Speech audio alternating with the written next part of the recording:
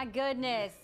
Let's all cheer on Avion Anderson, who just did that. He is a brand new spanking firefighter. You overcoming your fears. And we can all relate to this, having fears of heights. And you were like, you know what? I want to become a firefighter. I know you have to do this rope rescue certification. Yes. You can't be freaking out while you're rescuing somebody else. I mean, No. you know, so you have to overcome that. First of all, what kind of motivated you to go in this direction? It had to be, you know, I became an EMT first, and after that, you know, just helping people when they're in need and being able to lend out that hand. you know? Yes. And so when you knew, okay, I'm going to have to overcome my fear. Yes. What got you through that? Because it can be very paralyzing. 100%. It had to be my team. You know, when you have a good crew like that, you know, that's looking out for you and, you know, pushing you through it and, you know, making sure, you know, you're okay and you're just able to get through it. I mean, but it's hard. Like when you were 100%. going up, right? You know, you what are you thinking? Are you thinking what's going through your mind? I mean, to be honest, just Or do you remember? yes, trying to remember. If anything, man, just getting through it. Yeah. Just the faster I get through it, the faster, you know, it'll be over with, it'll Yes. be done. You know, we can move on to the next thing. And like I said, just the team that I had. That's so great. Mm-hmm. And so you've moved all around the nation because Yes. of your stepdad, you were telling me, with the military. And Yes. so what's it been like for you here in the Houston area? You know, still trying to even get acclimated to the weather. Yeah, you know, it's gonna the take a weather, minute. right? Right. So the weather change, just, you know, even the animals. You know, not being able to just to see, you know, black bears, mooses. This is a whole. Right. I'm like, are you from the Houston area? He's like, no, Anchorage, Alaska. Yeah, not seeing black bears. We don't see Yeah. black bears here. Nope, we don't. If we do, that's going to be an international story. Yes.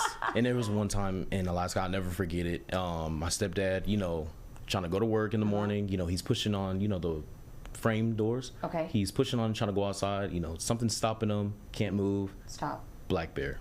Sitting on our porch, just chilling. I hope I can find the pictures. so You know, can I do that. actually bought an igloo, and it was like for tailgating and stuff, but it was Really? like, you know, just some, yeah, and it said it was bear proof. And I'm like, why would you need a bear proof igloo? What would you, Yes. people in Anchorage, Alaska need bear proof? Yes, once they smell that food, there's nothing My stopping them. gosh. All right, so what advice would you give to people who are trying to overcome their fears?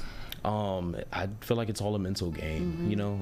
At the end of the day, as long as you're willing to put yourself through it, maybe if you had a good support like I did, you're willing to get through anything. And I think that that's so important because when you have your team, your tribe around you, that's what kind of motivates you. Yes. And how long did it take you to go from realizing your fear and then trying to overcome it? Because it's not like a one-time thing. No. Where, what was the process?